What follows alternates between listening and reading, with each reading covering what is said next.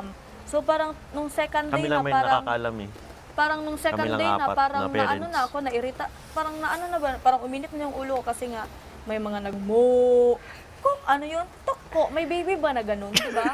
Kung isipin mo may baby ba na ganun, tapos tapon dito, tapon doon, matamaan ang plasma, matamaan ang camera. natatamaan. Tapos yun parang pinipilit ko talaga, sabi ko, okay, hold.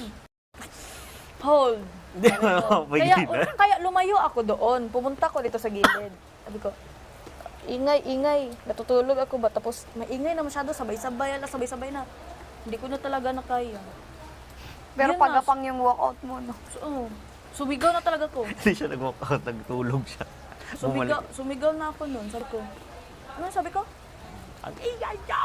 Oh, ang ingay nyo. As in, sobrang Feeling ko malakas masyado yun. Lakas yun. Nagulat ako Natahimik kasi sila. sinusubuan ko yung mga baby girls. Ikaw lang Natahimik hindi. sila nun sa akin. Tapos yun, pagkagabi nun, tapos kinausap ako ng kuya. At least, di ba, na ano ko yung na-feel ko.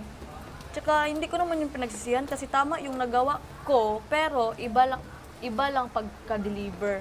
Kasi nga, Sumusobra. siguro sa init na din ng ulo, sa napikon, sa napuno, ganun-ganun mga emotion ba.